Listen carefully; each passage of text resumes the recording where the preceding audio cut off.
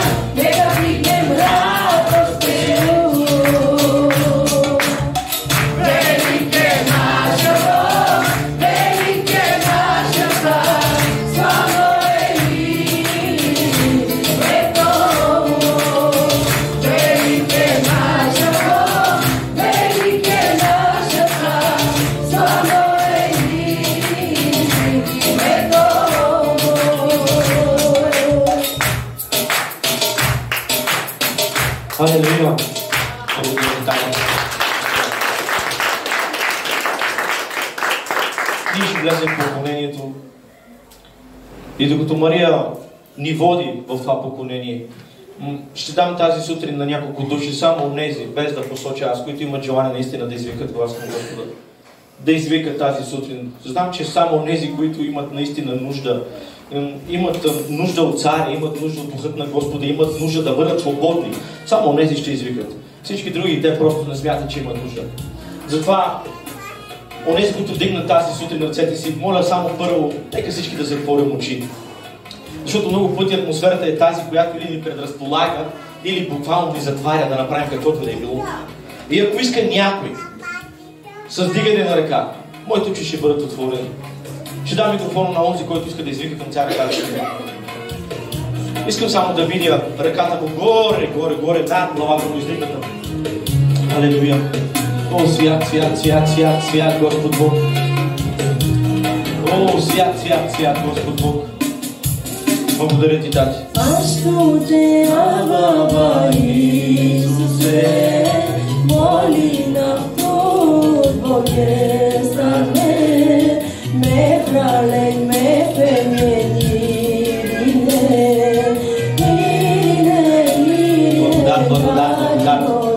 Благодат да дойде. Аз те Баба Исусе, моли на Боже, стане, ме прален, ме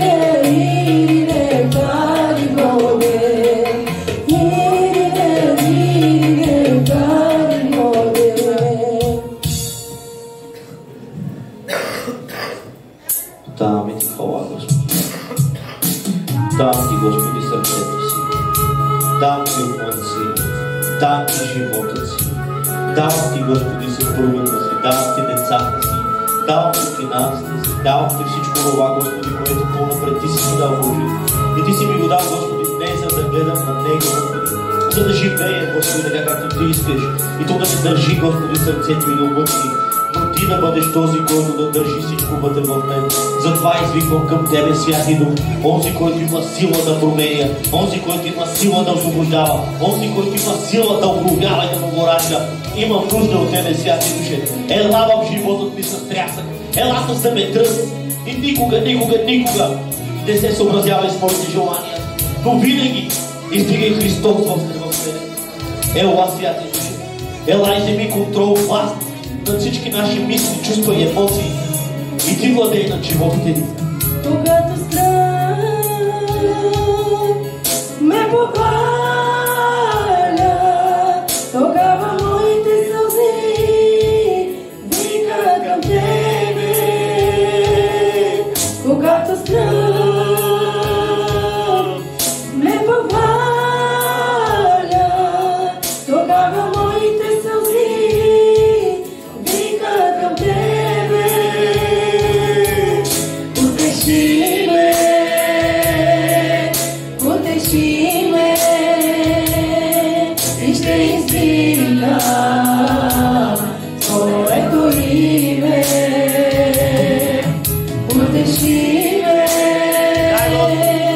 Утеши ме и ще издигна Твоето име. Като растение в пустинята, аз чакам Твоя дъжд да вали над мене. Като растение в пустинята, аз чакам Твоя дъжд да вали над мене. Напои ме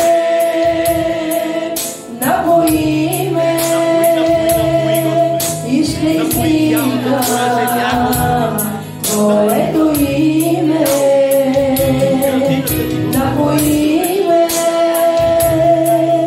Напои ме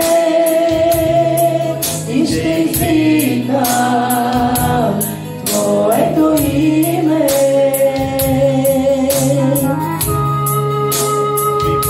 Святи Бог, благодаря Ти за тази православна сутрин, Боже. Моля Ти се тази сутрин, Христос, всеки ден да бъде напоен с Теб, Боже. Утеши всяко едно сърце тази сутрин, Господи, със себе си, Боже.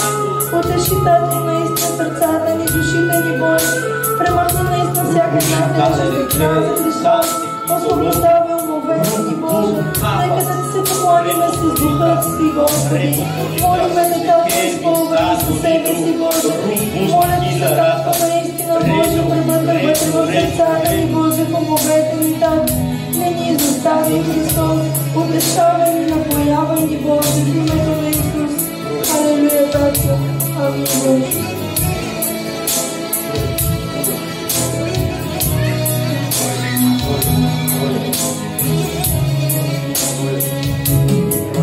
Така ще мога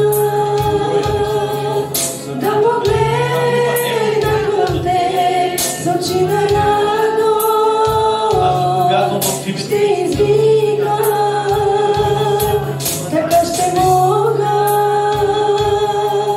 да погледна към Теб с очи на радост,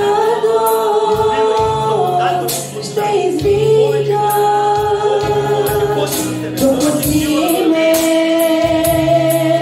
Допусни ме и ще издигна Твоето име. Допусни ме и ще издигна Твоето име.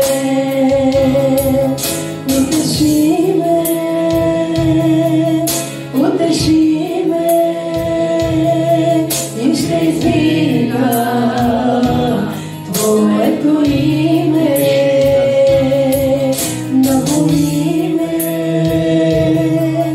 Напои ме и ще издигна Твоето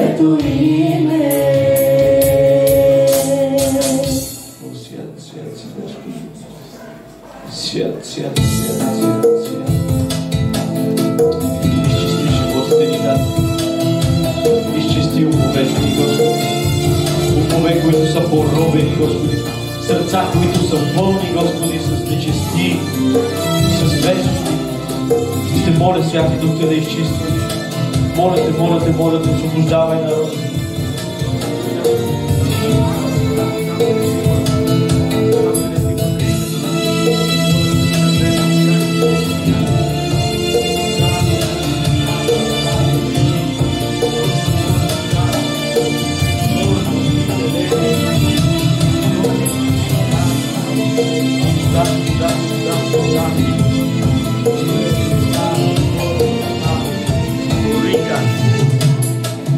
Съгреших пред Тебе, аз признавам греха си, моля Те,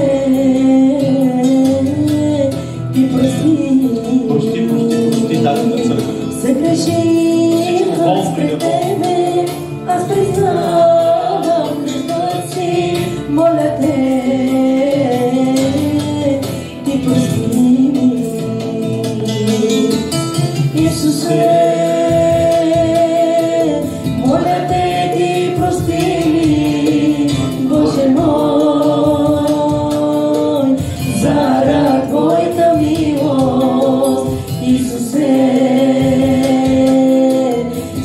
Ти знаеш, Боже, прости ми.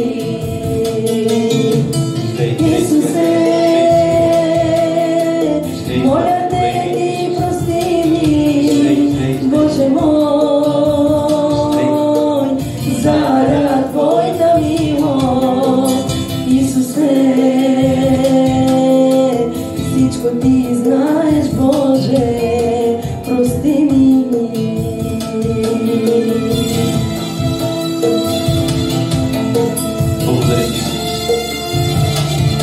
Благодаря Ти за това, че Ти даваш тази свобода. Благодаря за това, че Ти взимаш всяко едно безпокойствие и носи, Господи, свобода, мир в живота ни. Господи, молим Те, Господи, не за такъв мир, който виждат очите ни, а за мир, който не може да го видим.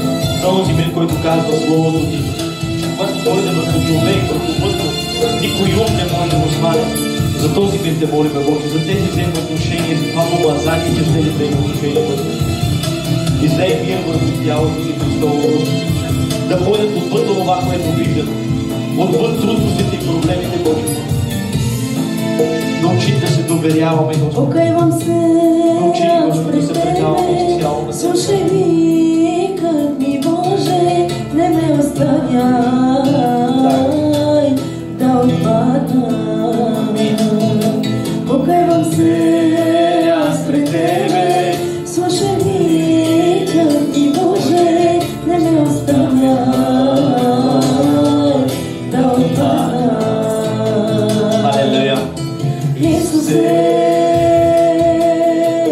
моля Те, Ти прости ми, Боже мой, заради Твоята милост. Исусе,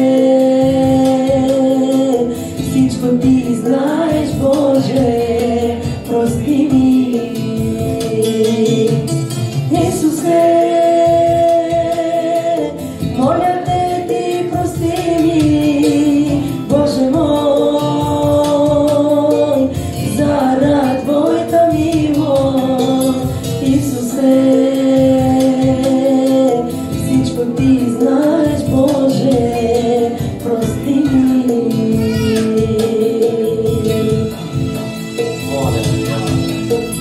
Благодаря Ти, Тато. Благодаря Ти, Господи.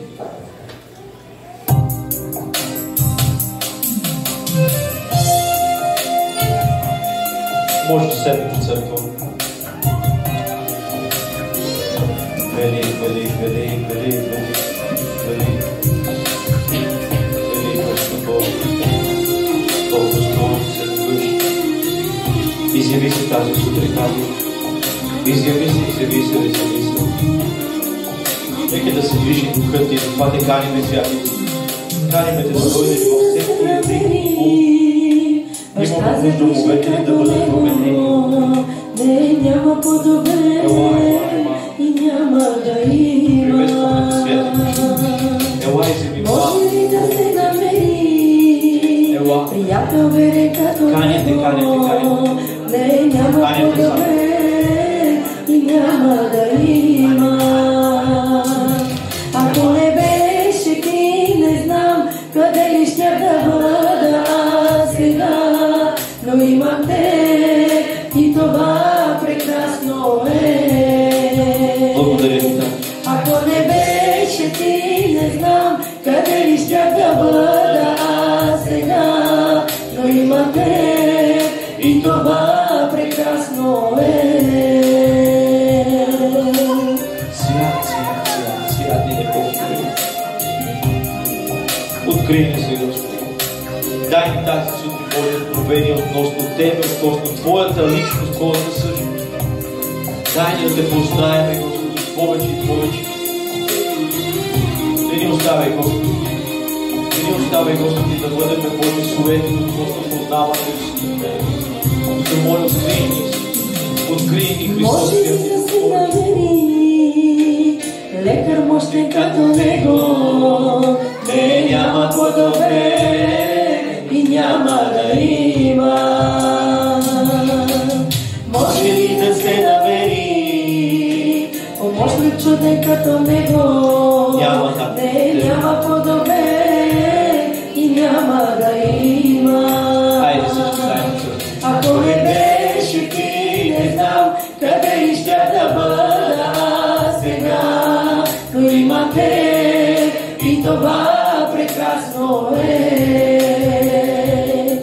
Ако не беше ти, не знам къде ли щях да бъда сега, но имам те и това прекрасно е.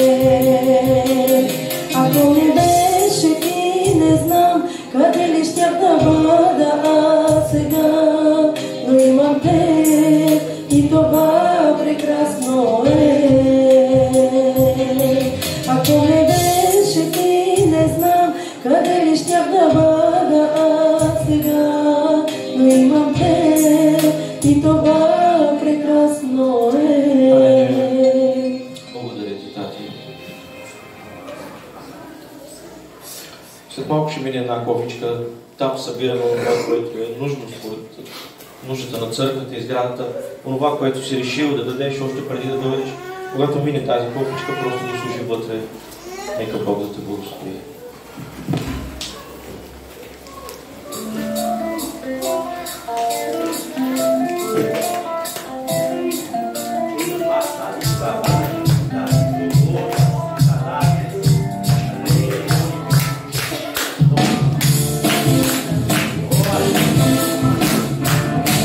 Може да се изправи да пазим Господа заедно, само нещо да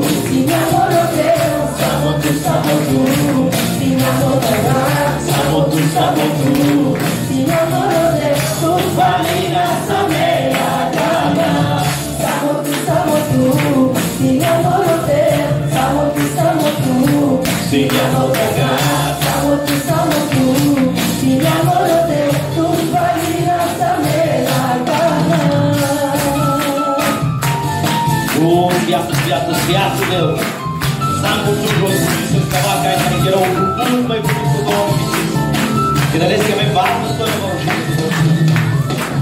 Banque, tu me cadeu, yo te cargué, para no ocultar tu me caputeu, amaro gitoteu, oh, esquete, esquecerade, esquete, esquecerade, como foi que escrevi seu nome, debes tratar.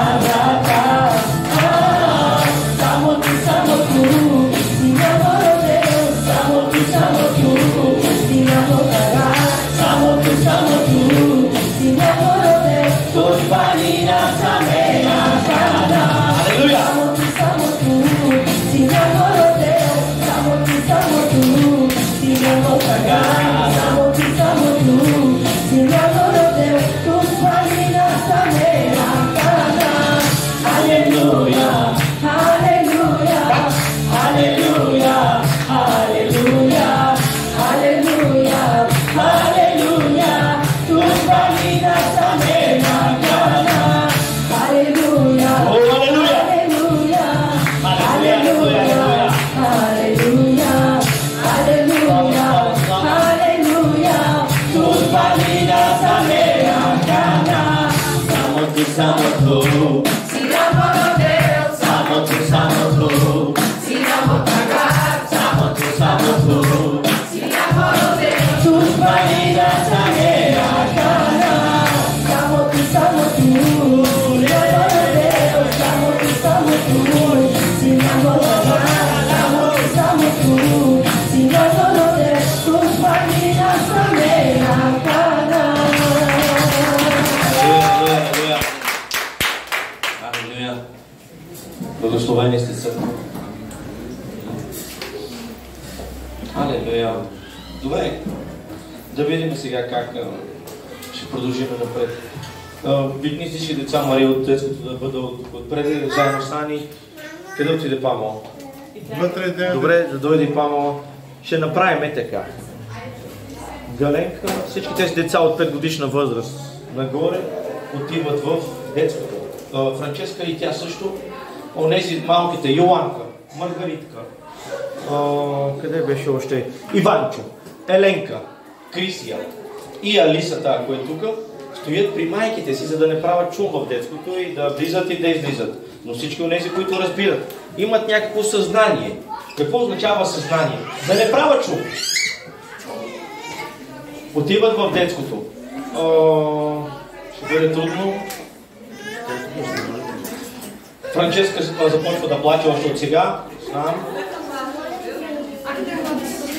Знам, че ще бъде трудно. Алелуя. Еленка и Иванчо стоят при майка си и баща си. Ако дигат много шум, алелуя.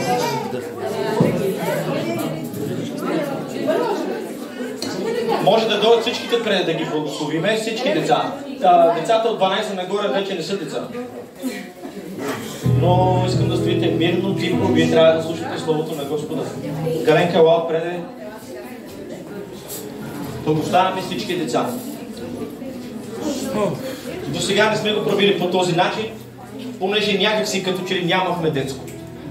Но вярвам, че децата ни трябва да има хора, които да се грижат за тях. Не да ги забавляват, докато свърши църквата, а да се грижат за тях. Затова ще ги благославяме с молитва на изповед.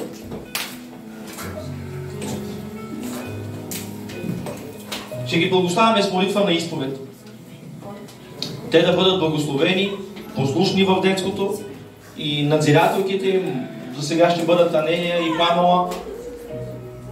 И ще видим как ще се справят. Ако се справят добре, аз може да не взимам заплата, но на тях ще даваме. Ако се справят зле, те пък ще плащат обезщетение за това, че не са се справили.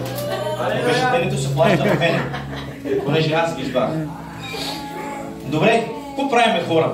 Аз ще извиквам думи към тях. В рамките на шегата, от време на време трябва да шегувам. Аз извиквам думи към тях, а вие ги повтаряте след мен. Господи Исусе! Господи Исусе! Благодарим Ти! Благодарим Ти! За нашите деца! За нашите деца! За това, че си ни ги дал! За това, че си ги дал! За това, че си ги благословил! За това, че си ги благословил! За това, че ги правиш мъдри! За това, че ги правиш мъдри! Силни! Силни! Помазани! Помазани! Дразновени! Дразновени! Да вършат! Да вършат! Волята Ти! Волята Ти! Молиме Те, Господи! Молиме Те, Господи! Ти да ги пазиш! Ти да ги пазиш! От зло и опасност! От зло и опасност! Когато лягат! Когато лягат! Когато стават! Когато стават! Когато излизат! Когато излизат! И когато се прибират! И когато се прибират! Молиме Те, Господи! Молиме Те, Господи! В името на Исус! В името на Исус! Ти да ги водиш! Ти да ги водиш! Да ги направляваш! Да ги направляваш! И да им даваш! И да им даваш! Дарове! Дарове! Чрез Святия Ти Дух! Чрез Святия Ти Дух, Татко! И казваме амин! Амин! Добре, сега всички тези деца, които са от 5 годишна възраст нагоре, 4-5 годишна възраст, всички тези, които имат определено осъзнание за Господа, отиват вътре в детското и нека мами и Ани да се погрижат за тях, според както те видят за добре. На тоалетна се ходи наистина само по спешна нужда. По спешна нужда означава, ти не можеш вече. И тогава отиваш. Всички онези деца, къде беше? Обещавам. Маргаритка, Йоанка, Кристиянка, Франческа, добре, сега, окей. Бори се, добре дошъл. Франческа, не бой се. Няма страшно. Лили ще говори другата седмица, че трябва да влиза в детското. Родителите ще трябва да се опитат да предразполагат децата си да влизат в детското. Онези майки, които са останали с по-малките деца, говоря за Себа, говоря за Марта, говоря за Симона, много хора станаха имена. Говоря за още някои с деца, където е Галена, Галя, с Алисата, за Деси. Когато стане шумно и те не могат вече да се оправят с детето си, не могат да го контролират, нормално, те влизат и те в детството. Докато се опитат да го успокоят, или ако, да, мога да кажа, излъгат и отново се връщат, за да могат да слушат. Но за сега така ще продължиме, за да видим дали ще даде. Как се кажеш тази дума? Амин. Добре, онези деца, къде е Констанса? Излезе. Там е. Констанса, здравей. Алелуя. Ти си благословена, Ивана също. Ани, няма я. Добре. А защо сте седнали вие две тук, две там? Правите пак. Хайде. Браво. Констанса, браво. Ако вие четирите, Ивана, Констанса, Даниела и Десислава, седат мирно, слушат до края на службата, аз обещавам пред цялата църква, че ще ги водя на Макдоналдс и след това на кино. Обещавам! Какво означава това? Сега сме 24. Обърни календара един месец напред. Това означава, че октомври месец, ако вие седите всяка една служба, без да излизате, без да правите проблеми, седите като големи хора, понеже вече сте големи, имате съзнание за Господа. На 29 октомври, след един месец, ще проверя и обещавам на 1 или 2 ноември отиваме на Макдоналдс, без значение дали има промоция, и ви водя на кино. Отиваме всички заедно. Амин? Никой не казва амин. Не ви интересува. И след това, ако продължавате, ще има още изненади. Пролета ще ходим и на зоологическа градина. Да, за децата са. Това е за Деси, Констанса, Даниела, Ивана и мисля, че имаш още момиче. Анелия и Пати също, да. И Пати също. Момчетата Илян е вече достатъчно голям мъж. Илян започва от другият месец, надявам се така да направи Бог, да вложи в сърцето му онова, което има в себе си като слово, и Илян има това в себе си.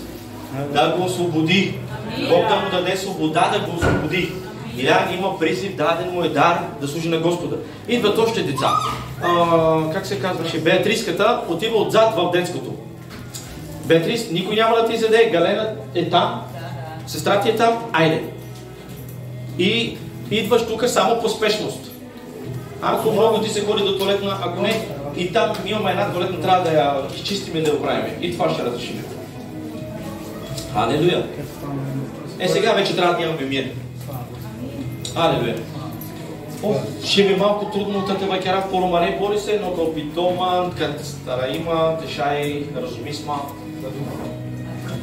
Когда в дума Романия от време на време, тешай, разумисма. Така. Борис. Алелуя. Алелуя. Нека се твори очите си. Отче свят, и благодарим ти за това, което правиш. Благодарим за това, че ти въвеждаш ред и дисциплина в твоя дом. Благодарим за това, че ти изпратиш духът си, за да ни учи, наставлява, направлява. Благодарим за мирът, който ни даваш, за атмосферата, която ни помагаш, Господи, да предразположим сърцата си пред Тебе и най-вече и за Словото. Моля Те, Господи, вземи власт над Словото Ти. направи Словото Ти, Господи, от букви да станат живот в името на Исус. И помъжи устата ми, за да мога да дам онова, което Ти си вложил в мене, правилно и разбрано, за да го разбере и църквата. Амин. Понеже много хора са ме питали за това, кога ще говорим относно имената на Господа, тази сутрин мисля, че няма да говорим относно имената на Господ, за да не оттекчиме толкова много църквата, но ще започнем с характеристиките на Господа. Какво означава това? Ще се опитаме да дам един увод за 20-30 минути с това какъв е характерът на Бог, понеже Той е многостранен, има многостранен характер. Както ние хората, така и Той. И следващата служба ще се опитаме да продължиме с имената на Господа. Но за да отидем към имената, първо мисля, че трябва да го познаем какъв е, как ни се открива Той, как ни се разкрива. Това е толкова трудно за мен. Това е тема, която трябва да използват теолози, богослови. Аз не съм учил библейско училище, но това, което знам на основни начала, това ще дам. И вярвам, че ще бъдете благословени.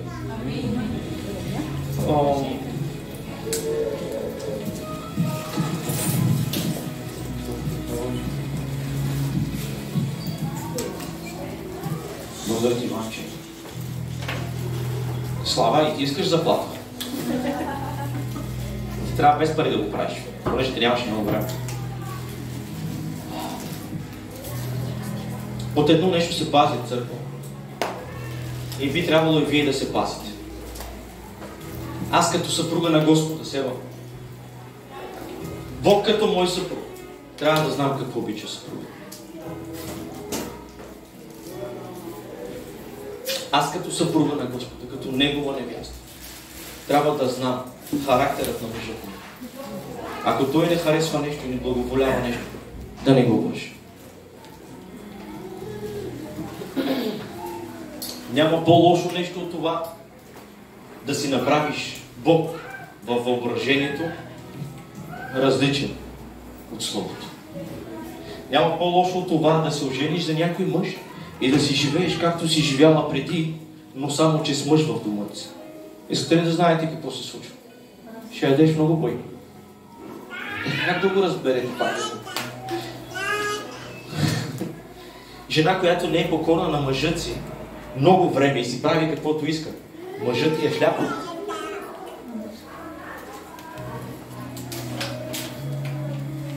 Знам, че на много от жените това не им харесва.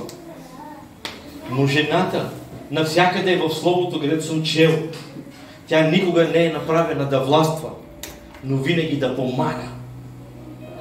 А днеска съвременната жена, онова феминистко движение, иска не само да бъде наравно с мъжа, а да бъде и над мъжа. Защо давам тези примери? Защото днеска в църквата е също. Днес църквата иска да бъде над мъжа, над Бога. И това е опасно. По този начин ние си правиме Бог, въображаем в умът си и си казваме: това е Бог. Аз го познавам. Бях на една конференция, един мъж, испанец, мисля съм казал на Коста, на около 50 годишна възраст. Бяхме във Вергес на конференция и този мъж, Бог го призова от 11 годишна възраст, отдели го и го постави на Амвона, за да бъде пастир на толкова много людей. Този мъж за тези 3 сесии никога не е отворил Библията, а е казал една от най-трудните книги за мене. Вие бяхте там, хора, Коста, Галя, сестра Славка, Чичо ми Иван, Съби Сева, Ради Магда не можаха да успеят, бяха там и видяха какво е наистина мъж посветен на Господа. Как се посвещаваш на Господа? Когато само правиш брак с него, отиваш на реката и казваш: аз решавам да ти слушам, или когато го познаваш? Когато го познаваш, ти знаеш какво иска той, какво благоволява, какво харесва и какво мразва. Този мъж е казал на Исус глава след глава, 48 глави от книгата на Езекил, една от най-трудните книги за обяснение. Този мъж на следващия ден е говорил толкова много от друга книга, без да отваря Библията. Следващия ден от друга книга, без да отваря Библията. Всичко е било запометено в умът му. Как яко е станало това? Ден след ден, изследване на писанията, кой е Бог. И накрая каза, ако някой си мисли, че познава Бог, да дигне ръка, понеже аз не го познавам. Казвам защо? Защото човешкият ум е ограничен. Познава онова, което Бог е вложил в капацитета му да познава. Но Бог е неограничен. Ти не можеш да го познаваш. Откъде знам това? Има ангели, херовими, серафими, архангели, които са толкова висши на власт, стоят в присъствието му. И въпреки това не го познават в пълнота. Но през целият ден, през цялото денонощие, или ако мога да кажа през цялата вечност, те казват едни думи, поради това, че са познали част от него. Кои са тези думи? Свят е Господ Бог. Когато казваш свят е Господ Бог, означава, че си присъствието му и че живееш свято. Кой от нас живее свято да се дигне ръка? Аз нямам тази смелост да дигна ръката си.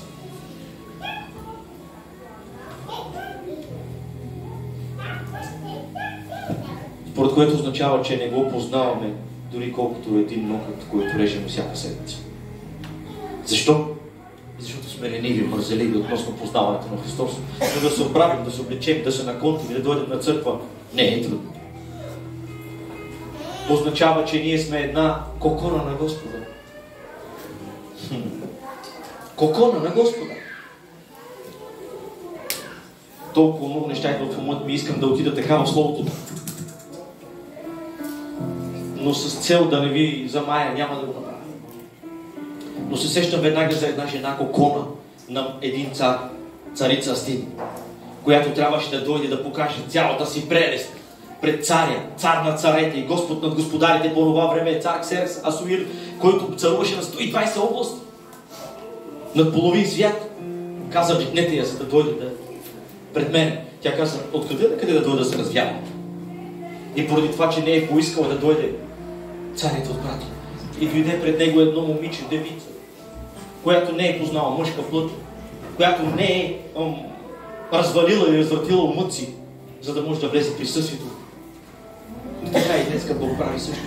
Тези, които не искат да служат на Господа, на своят мъж, според това, което той иска, мъжът иска, Бог иска, то рано или късно, говоря в духа, ще бъде отпратена. И на нейно място ще дойде друга девица, смирена, покорна, послушна, за да може да влезе там, където е нужно.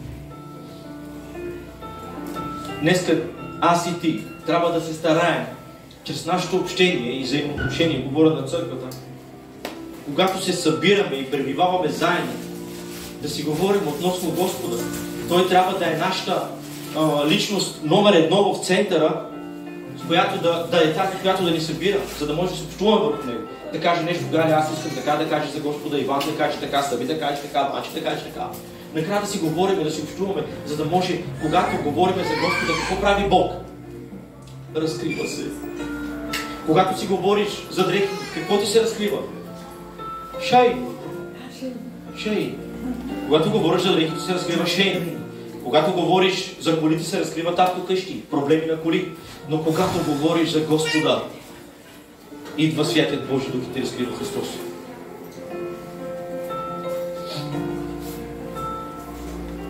Бог има няколко характера и тези характера отразяват името му. Винаги се моля, когато стоя пред Господа, Бог да изобрази своят характер или част от имената си в живота ни. Защото ние познаваме всички от тези имена, които мисля, че друга цена ще говорим за тях. Само ги познаваме. Чули сме за тях. Някои даже имат свидетелство относно тях. Но те не са се запечатали в тях. Те не ходят с постоянство в тях. Извикали се някой ден Еова Ире и това се останало от 2003. Еова Ире днес е 2023. Преди 20 години Еова Ире е бил 2003. Еова Ире трябва да е всеки ден. Давам пример само с това име.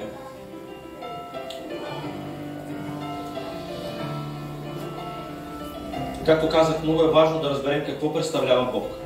И за да разбереш, за да познаеш някой, трябва да пребъркваш него, трябва да живееш с него. Човек, който обича друг човек, се опитва да разбира какви вкусове има.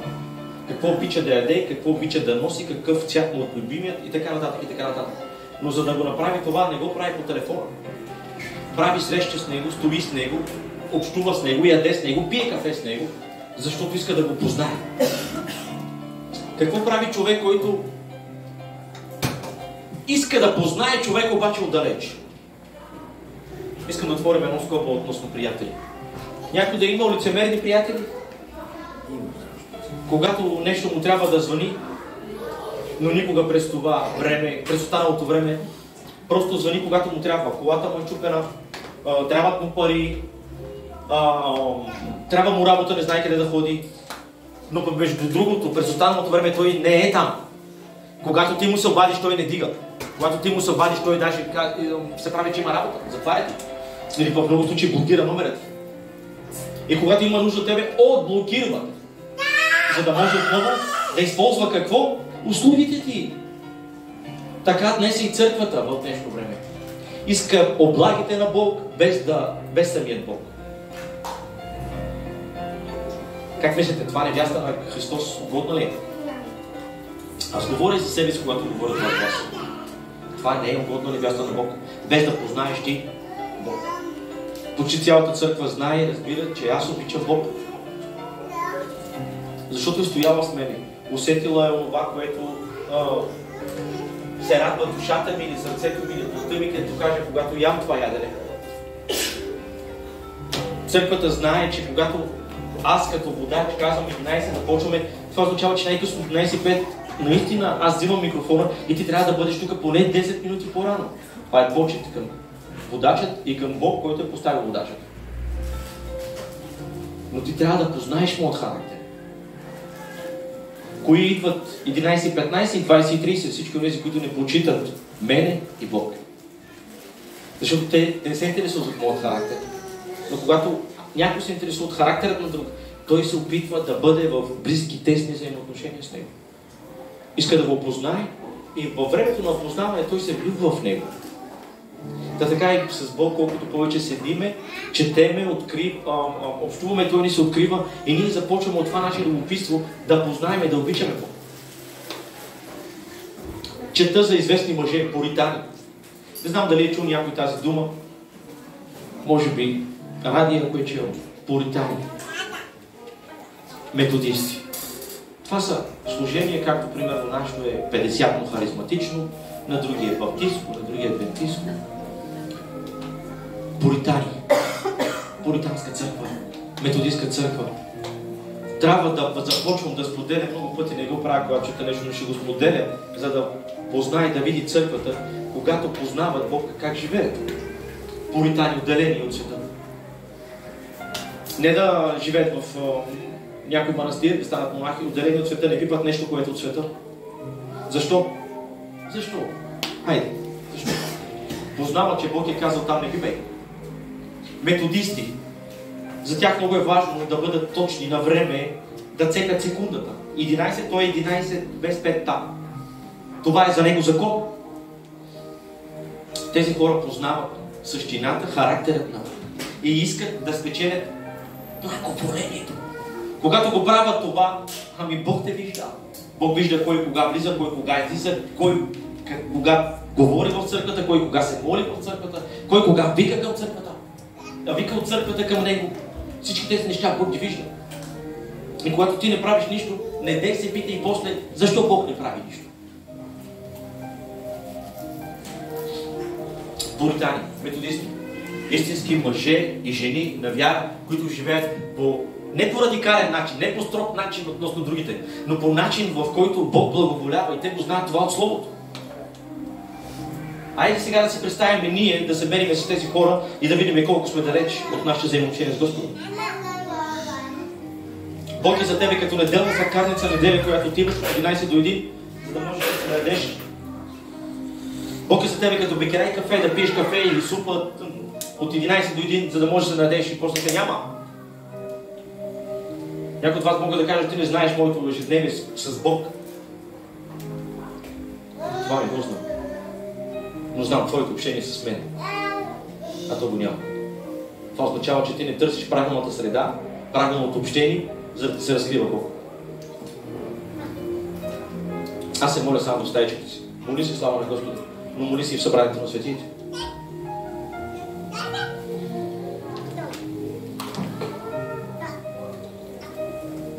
За Бога, за Господа, можеш да знаеш единствено това, което Той иска да ти разкрие. Не повече. И казахме отново, Той го разкрива, когато ти седиш там, където трябва. В правилната среда, в правилната атмосфера, в общението на Святия Божий. Едно от нещата, с които Бог ни се разкрива е, че Той ни се разкрива като Бог, който е светлина. Коя е по-добра? Светлина или нощта? Казвам и двете. Защото Бог е създал и денят и нощта. Но Бог се разкрива не като тъмнина, а като светлина. Тоест, като нещо добро. Какво прави светлината с тъмнината? Пронизва. Когато идват сутрешните лъчи, нощните там сияния, звезди и луна изчезват поради присъствието на светлината.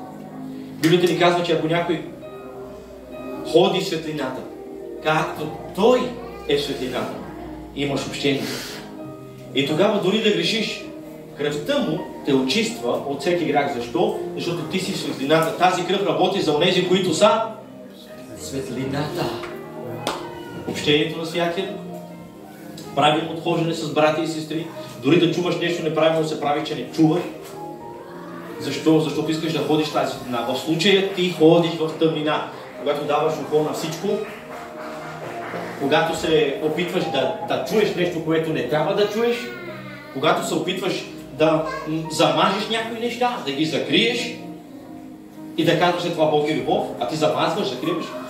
Виждаш ли толкова хора, които казват и да покриеме нещата с любов, защото има един стих в Словото и Бог покрива с любов. Покрива с любов грешки, ама не трапове. Чувате ли? Малки дупчици, ама не големи дупки. Защо не може дупки? Защото там ще влезеш цялата кола и ще я щупиш. Покрива някоя грешка, понякога си минал на червено или си ударил някой камък или нещо подобно, но ти искаш да покрива трапове. Тоест, твоите грехове пред Бога искаш Христос да ги покрива. О май Год! И как мога да проповядам това, Стефан? Да покрие Бог всичките ти грехове, защото е Бог любов?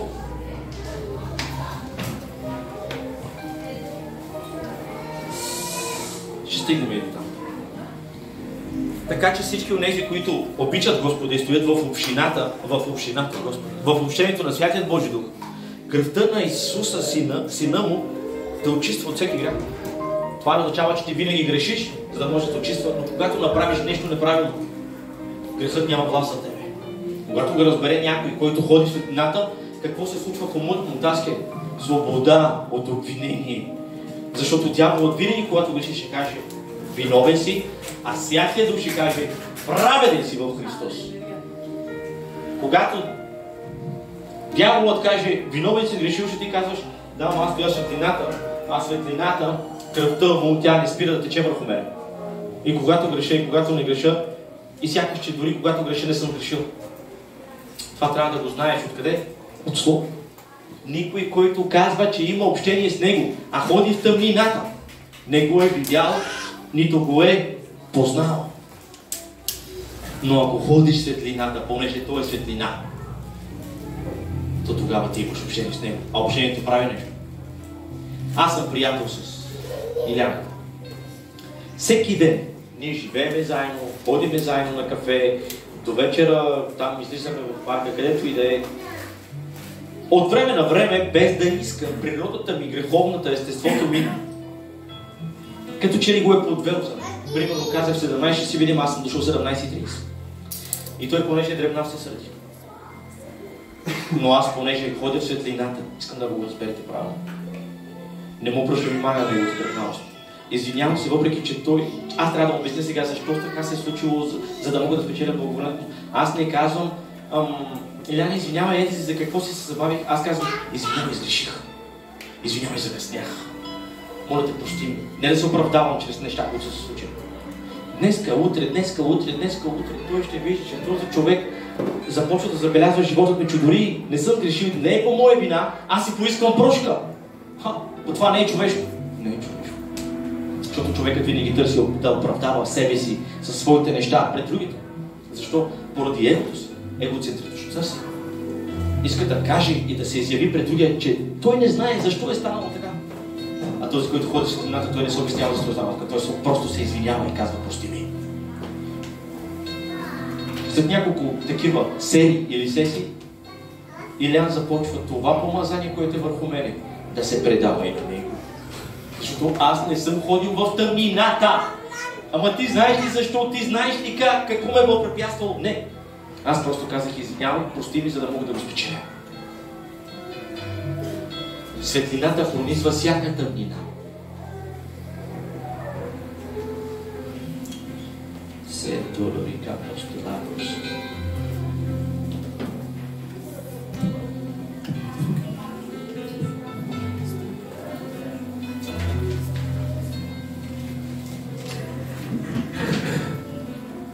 Бог ни казва в Словото си, че Той няма начало и няма край.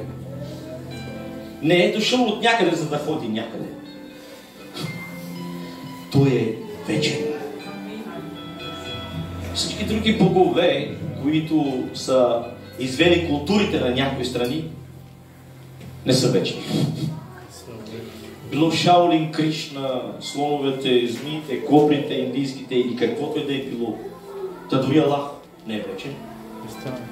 Казвам, Аллах не е вечен поради това, че те се хвалят заради един мъж Мухамед, който лежи 3 метра под земята. Докато твоят и моят, той не лежи. Бог не оставил кокалите му, а него да го извел в духът си. Възгласи да плътта му. Бог е вечен. Той няма начало, няма край. Не идва от някъде, за да тръгва някъде. Той винаги е бил и винаги там си остава. Много пъти съм казал от Амвона и някъде друга, къде съм проповядвал, че аз съм като Бог. Въпреки греховността си, въпреки трудностите си, грешките си. Защо обаче? Защото Бог е вложил частица на съвършенство в мен. Искам някой да каже каква е тази частица. Духът си. Моля? Духът си. Алелуя. Тоест духът има нещо, което е почти вярно съби. Но има хора, които Бог не е вложил примерно духът си. Те още не знаят кой е Бог, но въпреки това и в тях има частича от вечността. Говоря за хора, които са в света.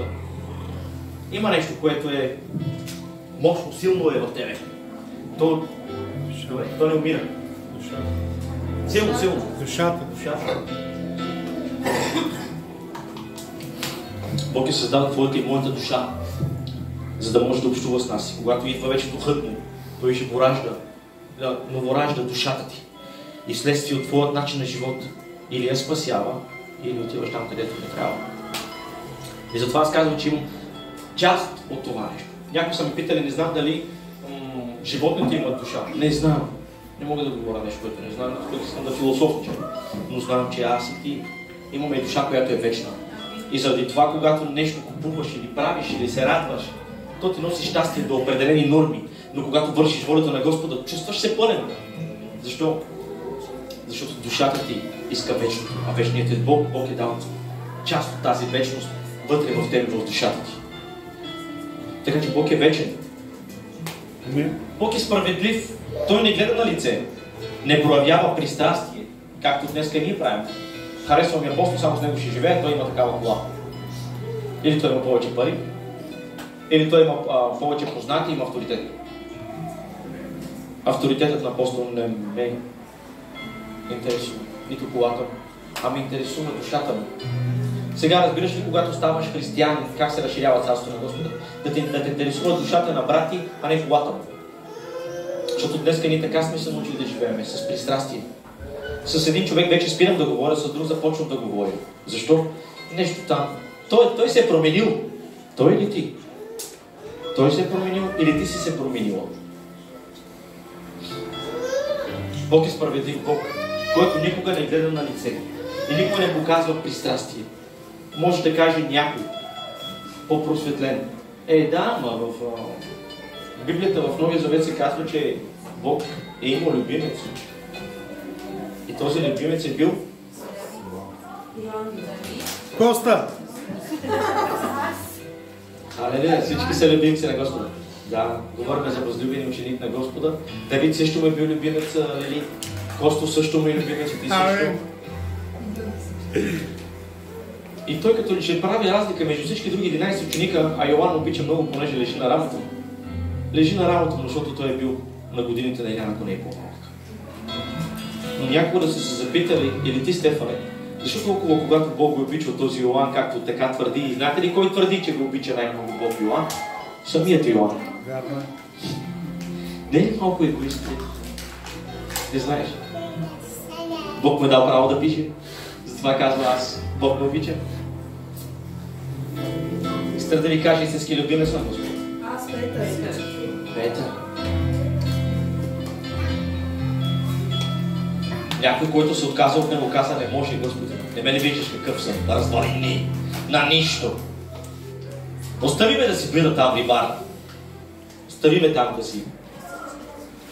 Водя фирмата SG Bau. Имам толкова хора. Не ставам за тебе. Не мога. Опитал съм, не мога.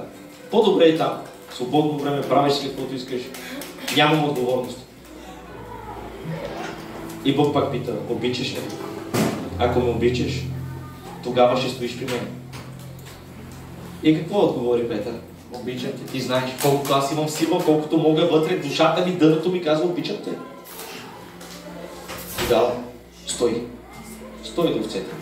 Паси овцете ми. Казва, върху тебе ще издигна всичко. Йоан го остави да си лежи, но ти с теб имам работа. Първият лидер на църквата нито е бил Йоан, нито Яков, нито някои от другите ученици, а е бил именно Петър. Онзи сприхав мъж, който не се е давал на никой, правил си е каквото иска. Онзи, който е стрязал ухото на първосвещеника, бил агресивен. Него Бог го е избрал, за да може да прояви своята същност. Справедлив ли е Бог, когато избира някой от кълта, някой мръсен, някой, който е толкова неморален, нечист, да го направи чист? Справедлив е. Защо? Така е решил. А Йоан? И за Йоан има нещо. Бог обича Йоан. И не по по-различен начин, отколкото Петър. Но Бог решава да дава нещо на някой. Не защото е по-добър, а защото иска да покаже, да изяви себе си. Аз никога не съм бил по-добър от някой от вас или от другите. Никога не съм искал нещо относно това да говоря за Господа. И много пъти съм се дърпал в продължение на 4-5 години. Докато онези думи, които ги казвам днеска на Стефан Кантяхов, ми каза, обичаш ли? И аз ви казвам, обичам те, въпреки че се стоя в греха. Но разбрах, че обичта ми от начало, основното ми ходене с Господа, не зависи от греха ми, от обичта му към мене. Това ме промени, Гани. Защото аз съм грешал, Бог продължаваше да ме обича. Не за да продължавам, а за да ми покаже, че го искам някой да завърши. Че го наранявам, че го наскърбявам. И това е накарало да спра всички от тези неща, за да мога да му служа, да го обичам. Според както аз мога. Но той винаги очаква повече и повече от мен, когато ти ходиш в него. Когато си вън, не очаква нищо. Но когато си вътре, те очаква. Затова Бог не служи с пристрастие. Не избира, както ние човек ще избираме.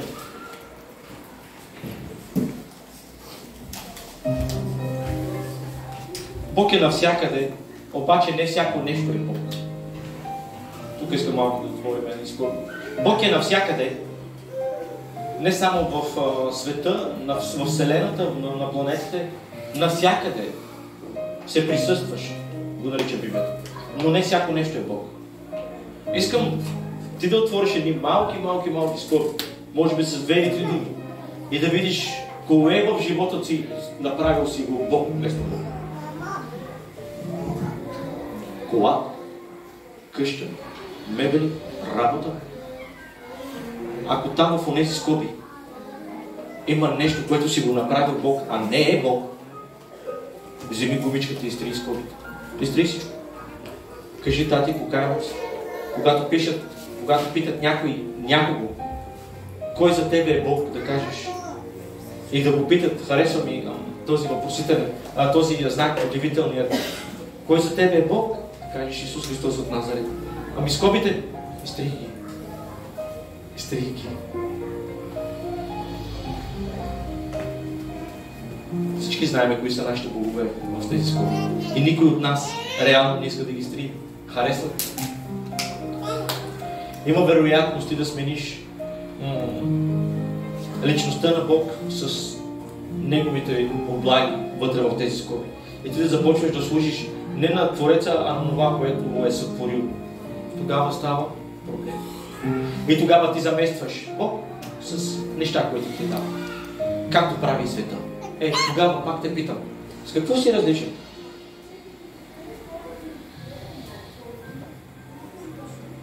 Бог е любов. Преди всичко Библията казва, че Бог е любов. Предимно е любов. Харизматичните църкви много наблягат на това. Бог е любов. Изкарват слово предимно любов. Защото Бог толкова възлюби света. Ето виждате, Бог е любов. Че даде своят народен син. Ето пак, даде го за всички. За всички не го е дал първо. Никой да не ви лъжи или подлъгва с разни неща. За всички не го е дал Кир, а за онези, които вярват в името на Неговият син Исус Христос. Защото и целият свят вярва, нали? Но те не го приемат. Те го приемат в умът си, но не оставят да отиде в сърцето им. Защото в сърцето владее този човек. Бог, характерът номер едно от всички имена, които може да изредим другата седмица, е справедлив. Нищо. Защо? Защото той е съдия. Защо? Защото той не е пристрастен. Може да подкупиш някой човек, нещо друго, някой авторитет, но Бог не. И знаете ли къде се състои любовта му? В справедливостта му. До толкова справедлив, че трябваше, някой казват, духовно вярващи, много стигнали в висоти. Защо Бог не уби демоните, за да бъдем свободни? Защо Бог не уби просто дявола? Аз ще кажа любов. И сега някой може да каже, Бог обича демоните. О, Господи! Обича ли Бог демоните? Църква не иска да ви подвежда. Оставя Бог, демоните, дяволът и всичките монази, една трета част от ангелите, които са паднали, са се противили против него, за да види, че е справедлив и няма нужда да ги убива. За да види, че днес Георги, който греши цел ден, може да бъде като Христос и да командва на дявола. Мога ли? Ами грешките ми гарат. Ами когато отида да се помоля до някой крещен и каже дяволът, спри, свали ръката си, ти си направил един какво си. Мария. Кой съм аз? Святият. Израилев. Хановският, който избра Бог да показва светлината му. А църквата, тя е заспала. Остави я. Вярно, важно, че имаме един свят хановски. Остави църквата. Това, което Бог е дал на мене, Киро, дал го и на тебе, брат. Само трябва да го освободиш. Дал го и на тебе, бачко. Просто трябва да спреш, да се обърташ. И да предадеш себе си изцяло. Ако не искаш по един начин, Бог има много начини, много странни, много различни. Ще го направим. Кой е Бог? Справедлив Бог. Знаете ли колко пъти искаме ние да даваме справедливост на някой, който нещо ни е направил? А Бог казва, нали вярваш, че аз съм справедлив? Да, но остави малко аз да бъда справедлив. Когато аз те оставя ти да бъдеш справедлив, ти взимаш моята роля. Ама Господи, аз съм казал преди малко, че съм Бог, ти носиш моето божество, но остави ме аз да се занимая с това нещо, защото аз съм този, който дава възмездие. Ама кога искам сега, искам да го видя падна, искам да го видя се чупе на ръка, искам да го видя, че не го върви. Значи ти нямаш моето божество. Имам Господи, имам, ама той толкова неща ми направи. Не, ти нямаш. Един ден, когато дойде денят на съда, Бог ще изкара всички. И наяве тайните ни дела, срамните ни дела, скритите неща ще ги изкара на видео. И тогава всеки ден ще получи според справедливостта на Бог, според това, което е направил. Тогава ще дойде възмездие. Аз искам сега Бог да даде възмездие. Сега на момента. Ти нямаш Бог. Ти си егоист. Егоист. Ако ти познаваш Бог като справедлив Бог, живей справедливо с братята ти. Ама то открадна от мен. Дай го друго нещо. Дай му вратата с теб. О, Господи, колко е трудно да живееш в благодат, Галя. Трудно ли? Не е ли по-добре в закона? Не е ли по-трудно в закона? Колко е трудно да живееш в благодат.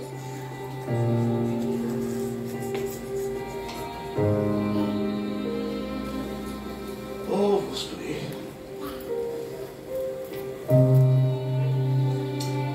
Викаме цял ден благодат, а я нямаш.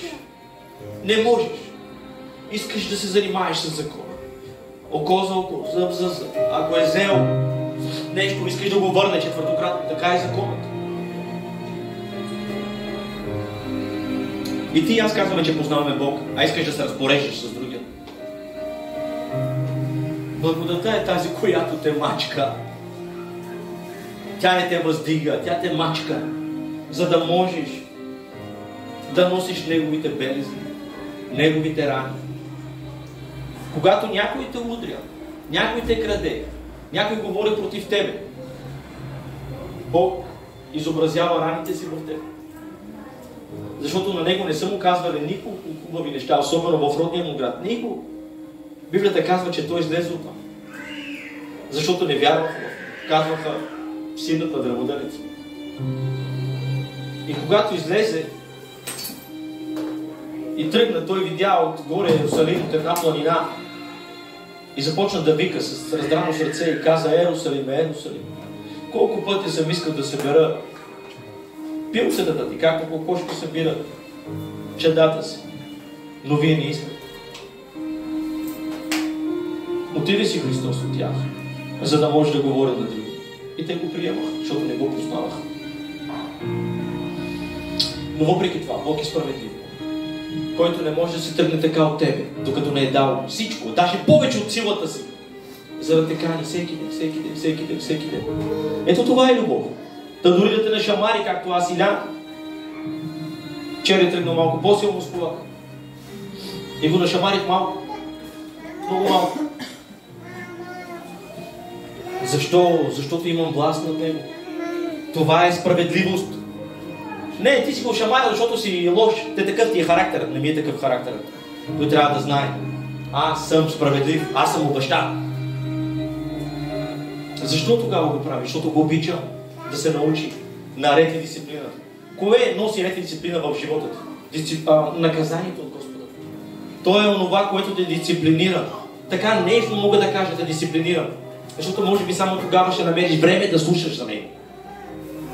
Иначе, когато си охолен и живееш в огромно благоденствие и Божията любов е върху тебе и ти си правиш всичко каквото искаш, ти не можеш да чуваш от него. Идва време за църквата няма. Идва време за общението няма. Групите сме ги спрели, защото няма кой да идва. Идва време, ти трябва да направиш нещо за Господа. Дошло е време, в което трябва да увеличиме найма от 25 на 50. И всички тези неща са вътре. И ти не можеш. Но Бог е този, който дисциплинира по начин, по който един баща. Не да усъкътява. Днеска много хора се страхуват Бог да не ги усъкъти. Бог никога не работи, не се обхожда с тебе като изрод. Той не е изрод. Искам да запомните нещо, църква. Всяко нещо, което е в умовете ми, като въображение за Бог и е извън това писание, то не е Бог. Днеска дяволът се опитва да сплаши църквата, понеже не познава Бог. Ти трябва да познаваш този, на който служиш, ако искаш. Ако не, няма как един ден да бъдеш във вечността с онзи, който си прекара много малко време на земята. Защото казва Словото на Господа, а това е единствения Бог. Кой? Господ Исус Христос. И това е вечен живот. Какво? Да познаеш. Кой? Господа Исуса Христа. А кога започва вечния живот? Откакто мра и ме положа там. Откакто започвам да познавам Бога, това е вечен живот за мен. Аз живея вечен живот, защото се опитвам да се стремя да го познавам, да разширявам сърцето си, за да може да имам повече от него. Аз започнах моя вечен живот. Въпреки, че все още греша, че все още имам някакви проблеми, аз започнах моя вечен живот. Това е Бог справедлив, който иска да те научи ти да бъдеш справедлив. Да не се обхождаш според твоите чувства и емоции, а според това, което Словото му казва. И много пъти, когато говорим малко по-тежко или по-стриктно или по-радикално, тогава църквата се сърди и казват, особено на водача, този не обича църквата. Защо? Защото е справедлив към него. Справедливостта е тази, която се опитва да те дисциплинира, за да можеш да бъдеш такъв, какъвто Словото те изисква. Любовта, тя те разклечва. Пак е любов. През цялото време. Като те шамари, вече не е любов, тогава е дяволът. Не. Искате ли да знаете, че съм намерил един стих в Библията, където се казва: аз съм този, който творя мир. Аз съм този, който творя добро. И аз съм този, който творя зло. Ами дяволът е пешка, дори не е конче. Пешка. Където го мести там. Много пъти го мести до тебе, за да можеш ти да извикаш към Господа. И той ще каже: айде, вземи сега конят, вземи това слово, вземи, кажи: аз съм праведността на Господа. Аз имам силата и властта да те смажа. И играй с коня 4 реда и осъкати го. Не мога, не знам да играеш шах. Научи се с хора, които знаят.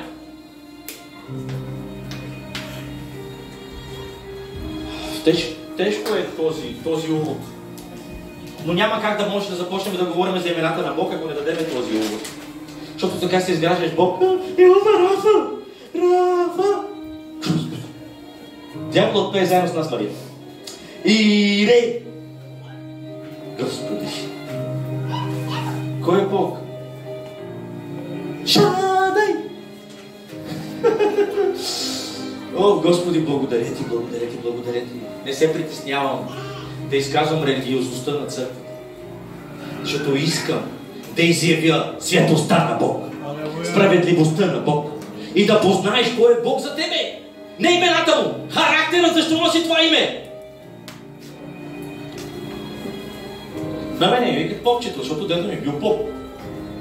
Сега този характер вече... влязох в този характер, но дедо ми вече не е поп. Нито баща ми стана поп. Тоест има ги имената, но го няма характерът в живота. Аз съм станал поп. Но иначе може да имаш само името без характера, Таске. Ова, Ире! Къде е този Ире? Кажи ми какво е направил Бог за тебе и е промислил за тебе, за да кажеш Ире. Какво е направил? Ами той, брат, знаеш ли, аз като нямах пари и той даде... Бе, ходи кажи на банкера Ела Ире.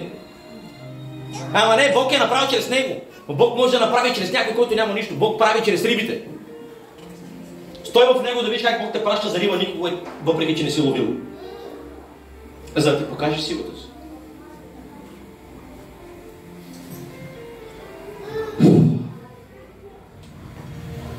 Свършвам, хора. Искам да кажа още един от характерите на Господа и мисля, че ще спрем. Добре, ще кажем още две. Бог е свят Бог. Справедливостта е равна на светостта. Защото ако той не е справедлив, няма как да е свят. Отделен от цялата тази поквара. Кои са онези, които не са святи? Онези съдии, които са в съдовете, там където е мястото, и те как работят? Много пъти, много от тях работят въз основа на това, което дава някой човек. Тогава той вече пак е съдия, но не е свят, като е справедлив. Но при Бога не може да го подкупиш. Аз ще изчистя църквата. Изчистия. Аз ще донеса вода. Виждам, че много хора носите вода. Донесете жива вода, бе, хора. Тази вода се изхабява. Аз казах на Ради да не изкарам вече вода, понеже се разсипва, и Ради отново въпреки това пак изкарам вода. Аз не искам да кажа да не пиете вода. Глупости. Но много пъти казах: вземете си шишетите и ги занесете ги вкъщи, не да ги чистиме тук. Да пиете по една малка вода, 3 капки от половин кило шише, след това къде да ги водите решета? Аз трябва да ги фърга, да му пари за тях. Аз ги фъргам. Вземи си шишето, тръгни си към вас с шишето. Не се сърди. И друг път носете жива вода. Взаимоотношение с Господа. За да може да се усети тази вода, че е действаща. Нали, няма нищо против към тези, които са донесли или носят, или искат да носят вода. Донеси пак вода. Но вземи с тебе и жива вода вътре в сърцето ти. Бог е святел, отделен от цялата морална поквара, която съществува, и е враждебно настроен към нея. Бог, Таске, Киро, Апостоле, Ради, Съби, чуйте внимателно. Да ми поставите след това значка. Не обича света. Не обича? Не обича света. Да. Не го обича? Не обича света. Бог обича онези хора от света, които идват при Христос. Бог е против целия свят. Ама против целия свят. Нищо не може да накара Бог да те обича, освен единствено когато те потиква и те предразполага сърцето да дойдеш при Христос. Тоест да те предизвиква да дойдеш при Христос и тогава Той те обича, защото обича своят син. Иначе мрази света Бог. Отворим им Псалом 5.5. Бог обича грешника, но мрази греха. Чули сте този стих толкова много по интернет сигурно. Бог обича грешника, но мрази вътре греха. Бог мрази грешника, който върши грех. Не ще устоят горделивите пред тебе, пред твоите очи. Ти мразиш всички, които вършат беззаконие. Ти мразиш целия свят, който върши беззаконие, който живее в нечистота. И ти си мислиш, че Бог те обича? Бог обича онези, които са в Христос. Бог е свят Бог. Заради това е погубил целия свят по времето на Ной. Просто ги заличил. Ама брат, Ной проповядаше 120 години, докато кове ковчега. Дошли на апостол и каза: Георги, какво правиш? Кове ковчега. Бог идва. Да знаеш, покай се. Идва след това съби. Георги, какво правиш, брат ми? Строя ковчега. Бог идва. Ще вали дъжд. Покай се. Но и никога не е проповядвал любов покаяние. Никога. Вярно е. Но единственото, което е направил, е просто да направи ковчег и да викне животните. Даже Бог е викнал животните. Да остави вратата отворена, докато влязат всички животни. Много проповедници казват: Амона, Бог е проповядал чрез Ной 120 години, докато строи ковчег. Нищо не е проповядвал. Как Бог иска да ги убие, след това е проповядал да ги спасява? Да ви отворя. Вие не знаете писанието. Бог е искал да ги погуби, защото бяха всичките им мисли, цялото им съзнание, постоянно към зло, към зло, към зло. И се разкая даже. Ако искате някой ден да говорим на по кафе за по-дълбоко, за да видите защо точно там така се случи, ще го говорим, но не сега. И накрая, когато Бог реши всичко и Бог, чуйте, уби всички, сам Той затвори вратата. Представете ли си гледката? Водата е дошла, бездните се разпукаха, хората започват да плуват и къде е единственият шанс е кораба? Вратата все още е затворена, но е влязъл вътре с живота си семейство и Бог затваря вратата. Бог затвори вратата. Какъв немилостив Бог? Справедлив Бог. Свят Бог. Бог затваря вратата. Има едно благоприятно, благодатно време, в което ти трябва да стоиш там. Ще дойде време, в което ще се затвори вратата и колкото и да молиш, да просиш, знаете какво се случи с петте неразумни. Дори да ти отвори да види, Бог ще каже: късно е. Ама как може да говори за такъв Бог? Бог е предимна любов. Любов е в Христос, в справедливостта си, в светостта си. И накрая, суверен Бог. Тази дума много от църквата не я харесват. Не говоря само тази църква, говоря като цяло църквата на всякъде по света. Какво означава суверен? Че той има пълната власт, авторитет, сила, мощ да прави каквото иска. И че дори цялото създание да се настрои против него, да се съедини против него, съзнателно или несъзнателно, не може да устои. Представете ли си, ние сме метъри 50-60 да се бориме против великан 15 метра. Един ангел, ако дойде, ще ни раздроби всичките. А ти имаш ли на представа кой е Бог? Ти имаш ли си на представа кой е Господ Бог? И ти да му кажеш. Защото имаше хора в Библията, които искаха да му кажат какво да прави. И той се отнесе към тях като глинена черупка. Кълта има ли власт да каже на този, който е направил, защо така е направил? Не, мъж. Хубава фамилия. Има ли кълта власт да каже на Бог? Защо така си направил? Не. Аз и ти сме нищо без него. Той е гръбчарят и както иска, така те прави. Мен ме прави водач, пастир, тебе те прави хвалител, тебе те прави чистач на църквата, тебе те прави да даваш в църквата, тебе те прави да помагаш, тебе те прави други неща. Според както ти искаш, пише си желанието в кутийката и за Рождество се молиме за него. Аз искам така, Господи. Бог те прави според така, както Той е видял. Както Той иска. И когато съдът се развали, чуй внимателно. Но тук такава голяма милост показва. Когато съдът се развали, Той пак те прави, но не същият съд друг. Искам да говоря тук нещо. Хора, аз съм водач, ваш пастир. Поне за сега. Сгрешил съм нещо, направил съм нещо и слизам от позицията си. И Бог вече няма нищо общо с мен. Не, той ме измайсторва наново и вече ме слага да се директно. И после може да ме служи там, може да ме служи там, може да ме служи да поправи нещата. Той ме прави пак на колелото си, само че друг съд. Защото днеска много брати и сестри искат, въпреки че се грешава толкова много, да стоят на позицията си. Не, ти нямаш право, защото не можеш да бъдеш моделен подражание. Говоря за големи грехове, опасни грехове. Не говоря за нещо незначително, нещо, което просто е така се случва. За големи грехове. Нямаш право да стоиш тук. Нямаш право да стоиш там. Ще те направи Бог на друг съд, но на същото колело. Това е милостта.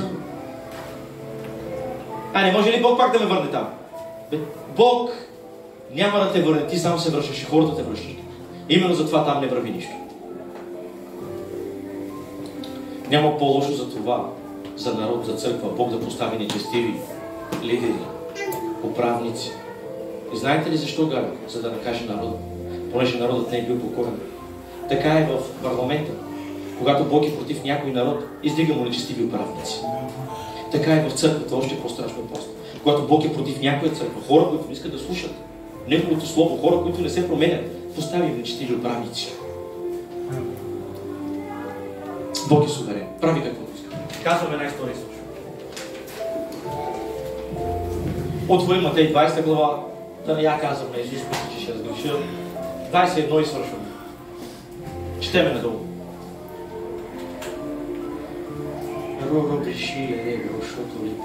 Едно, апостоле. 21. Защото Небесното царство прилича на стопанин, който излезе при зазоряване да наеме работници за лозето си. Като се погоди с работниците, искам да подчертай тази дума погоди. Той се спазари с тях. Каза, когато дойдеш, ти, Иване, ти, Галя, аз ще ти дам вечен живот. Ще ти дам вечен живот. И след това казва и на Йоско, когато дойдеш, ще му дам на него вечен живот. Обаче Йоско идва сега. Галя и Иван са дошли преди 13 години. И те започват да се съдят. Казват, той взима вечен живот за един месец, аз за 13 години, ти това ли ще ми дадеш? Нека да тръгнем надолу. И той се погоди и спазари се с тях за по един пеняс или за един вечен живот на ден и ги прати на лозето си. Като излезе около третия час, видя други, че стояха на пазара празни, без работа. И на тях рече, идете и вие на лозето. Тук се показва добрината на стопанина или на царя, да не оставя хората навън, а просто да ги кани вътре, за да започнат да работят. И каквото е право, ще ви дам, и те отидоха. И като излезе около 6 час и около 9 час, направи същото. През 3 часа той излиза и кара хора да идват. А като излезе около 11 час, намери други, че стоят и каза им, защо стоите тук цял ден празни? Нямате ли работа? Елате на лозето! Защото никой не ни е условил. Каза им, идете и вие. И каквото е право, ще получите. Като се вечери стопанинът на лозето, каза на настойника си, повикай работниците и плати им надниците, като почваш с последните и следваш до първи. И тъй дойдоха условените около 11 час, т.е. последните, и получиха единия пеняс. А като дойдоха първите, Иван и Галя, мислеха си, че ще получат повече от един пеняс. Но и те получиха по един пеняс. И като получиха, заротаха против стопанина, като казаха, последните, Йоско дойде последния час и пак си го приравнил с нас, които понесохме тъготата и на деня и жегата. А той в отговор рече на един от тях, Бог, който е суверен Бог. Приятели, не те не продавам. Не се не погоди с мене за един пеняс. Вземи си своето, иди си, моята воля да дам на тебе, както и на последния, както на тебе. Начертай го 15 стих. Дигни го горе 15 стих и го маркирай. Благодаря ти. Не ми ли е позволено да сторя със своето каквото искам, или твоето око е залистило, защото аз съм добър. Суверенно. Затова последните ще станат първите последни. Всичко не за 92 и 3. Не говоря за вас, сестри, по Господа. Онези, които много се хваляха с Господа, че са спали гладни, че са ходили и са правили църквата. Ако до сега не служат и не продължат с Господа, всеки един от тях, нищо няма да се помни за това, което се е правил. Докато тези, които идват сега, апостол, Йоско, това ново поколение, пати, те ще получат същото. Това е като онези пророци, които са се трудили, а ние влязохме в труда им. Те говориха за благодата, а ние взехме. И да дойде някой пророк и да стане от това време и да каже, не е справедливо! Кой ти каза, че не е справедливо? Аз решавам как е справедливо. Защо? Аз съм шефът. Така казва Бог. Аз съм шефът. Аз казвам как ще живея. Ама ти така ли си справедлив? Кой? Да не би да не съм ти дал пеняса. Или ти се сърдиш, защото той е дошъл и каза, той малко е работил, ако си го приравнил с мене, ти си завистлив. Твоето око е завистлив, ревниво. Ти си също като по-големия брат на блудният син, който баща му каза, всичко е твое, ти си завидял на брата, че излязъл е похарчил. Ама да беше дал Яре. Всички терета са твоите, глупак! Яре иска. Ходи си, вземи, то е твое. А да взема един сок от хладилника. Вземи си цяла каса. Не разпилявай. Ама брат ми е взел и отишъл. Не разбира. Моли се за него. Алелуя. Нека да се справим. Каваки вема кердаме деблеске, кай отдел си свято. Кай отдел си лачо, справедлива вов керел сар вов мангел. Най-сар туба кереслеске. Ту нащи си кавесе деблете керел со ту мангес. Но тут бешес, калески милост, калески брата, калески любов, тата во петутелеско духо, ета керел тута вес не во мануш. Тежай живи сем тан калес наври, кавака е дато отдел. Алелуя.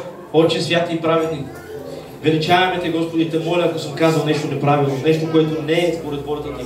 Прости ми, Господи, понеже много пъти в разнобението си и увереността си грешиме, но аз ти благодаря за това, че ти изявяваш на църквата ти, Словото ти, че ти си Бог милостив, всемогъщ, се знаеш, се присъстваш, се виждаш, се чуваш Бог, който прави всичко, каквото му угодно.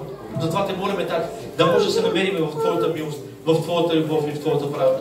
Благославям народа ти, Боже, ти да разшириш умовете им, Боже, да разшириш съдовете им, за да можеш да вливаш повече в тях, Тати. И те моля, дай им общението на Духът си, Господи, за да познаят така, както ти искаш. Нека святият ти да открие Христос в тях. Благославям всяка една душа. В името на Исус Назарет. Амин.